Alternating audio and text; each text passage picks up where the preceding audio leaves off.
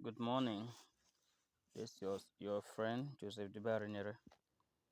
Today I'm in the farm, but not to tell you about what's going to happen today, but to tell you what happened yesterday when I left from farm and I was going home.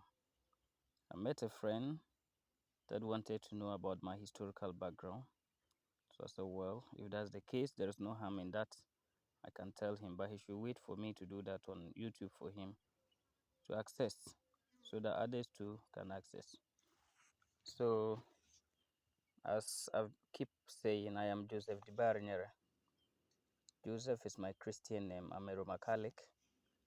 Then the name that my father gave to me was Nalungzie. That's the only name.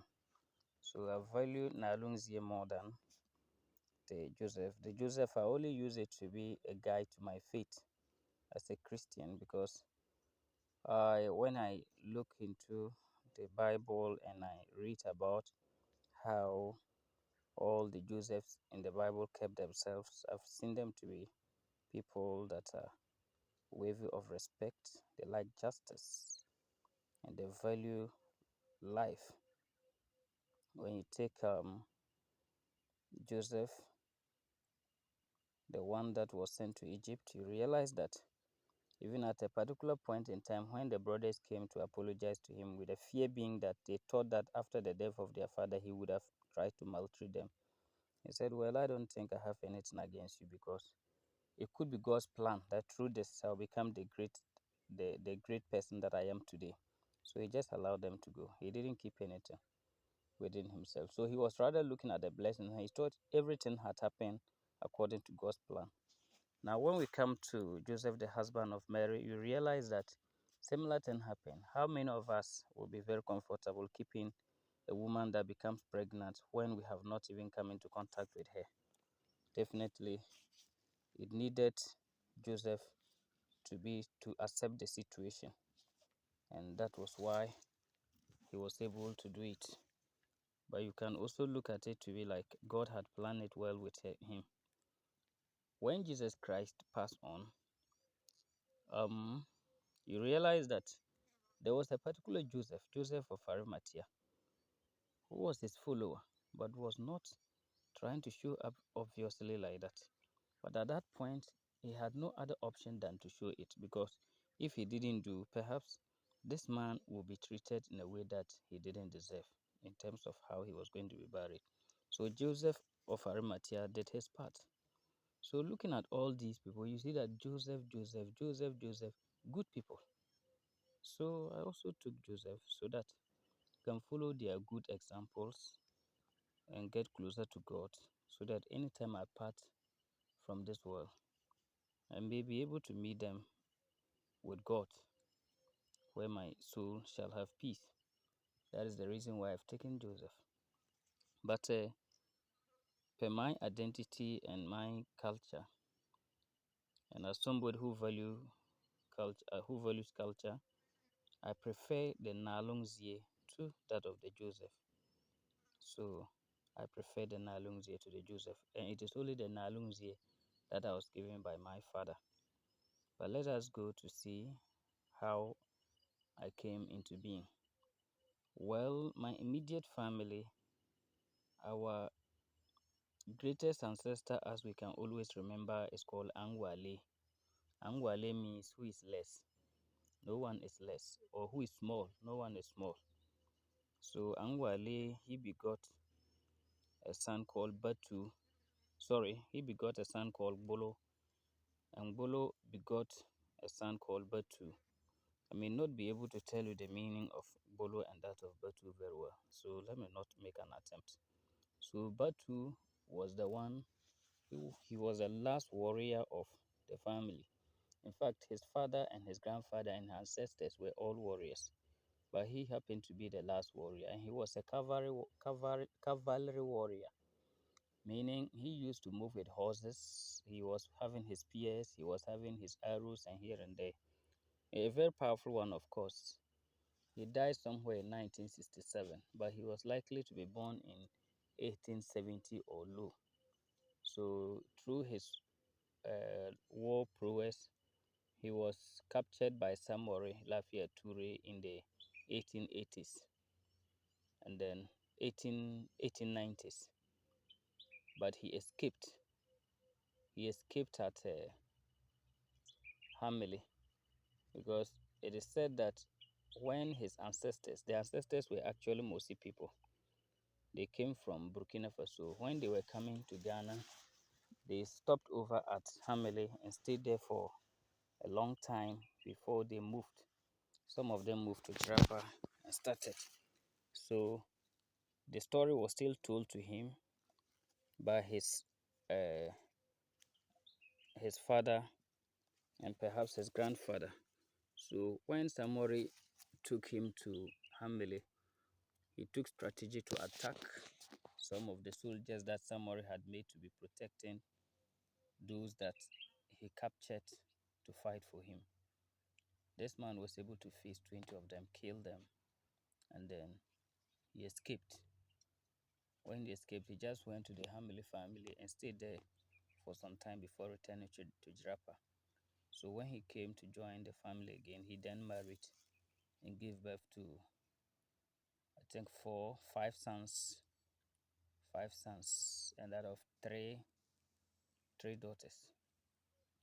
Among the five sons, one was called Tengpie. Tengpie happens to be the Dibarinyere that I bear his name. Tengpie is the one that gave birth to my father, and my father gave birth to me. And Tengpie was later nicknamed by his sister as Dibarinyere. And unfortunately, Dibarinyere grew to be the popular name for him. And we have no other choice than to take the Dibarinyere. That's how come we use Dibarinyere. That is eat, finish, and see. So, having said this, that's how I came about.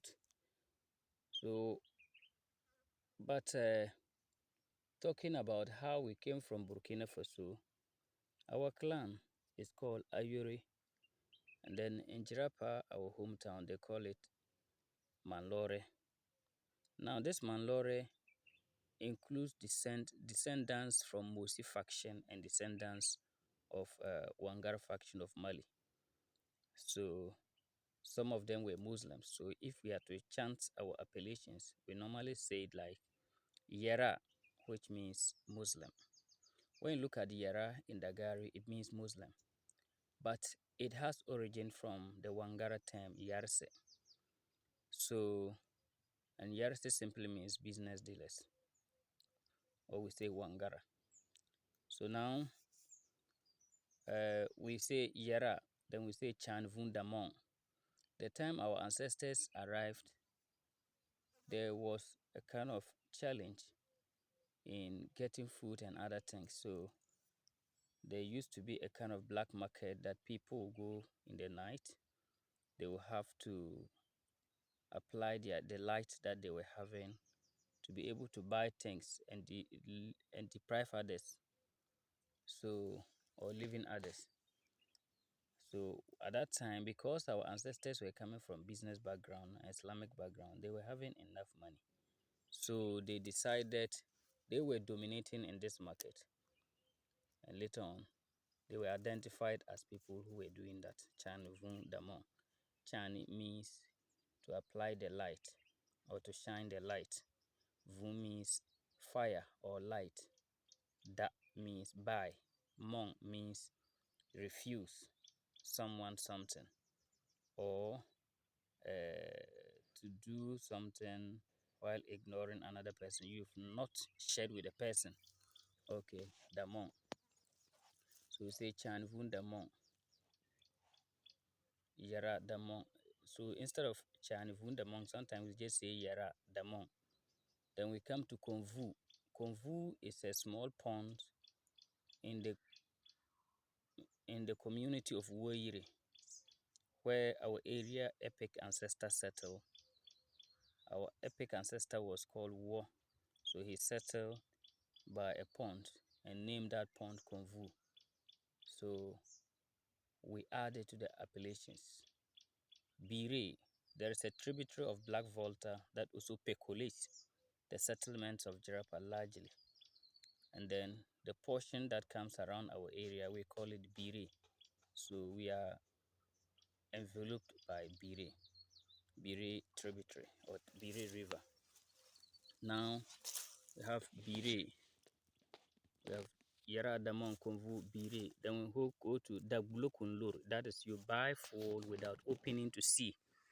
As I told you initially, that we used to buy a lot of things, leaving others. There came a time that we bought a package thinking that it was food, so we could not open, only to go home and realize that it was feces. So people that we play with, like the Kusiele clan, sometimes they use it to insult us that we are fools because how could you go and buy something without opening? But our people will say, oh, we were rich. Because we were rich, we didn't care the loss we could encounter if it was not to be food. Anyway, that is it. So when you mention the Blokunluri, we are the people. Now, we also have Zabok Sali. We were very good at attacking the slave raiders. Zabok is the slave raiders. Zabok also means Gonja people. But that is not the aspect we are talking about. We are talking about slave raiders like Babatu and that of Samori, Gazari, and the others. Okay, so having said this, you have seen how I have come. There are more appellations that I can sing. Can talk about Notigbeyen in Ghana, Nyene. Can talk about Nakari. Nakari would mean that we came from Nakari. One basic town that we all remember as a clan that we originated from is Nakari in Burkina Faso. So we are always proud of this. They said this Nakari was by a small river called Nakari River. So it is the Nakari River that even gave the name to the community. So if there is anybody listening from Nakari, this is your brother speaking. Now, apart from that, we also talk about Sanda. Sanda, I'll find time to give a better explanation. But for now, it is claimed that one person owed some time ago, and then uh, once he could not pay, he just decided to climb a tree and said, all those that he owed, they should hear. Today is going to end. I'm no longer going to owe you. So he jumped from the tree and died. So he said, those that I owe, you should listen. So Sandanma, then it became Sanda. Well, we shouldn't have been proud of this, but I can't tell in detail why we have come to identify ourselves with it and we are so proud.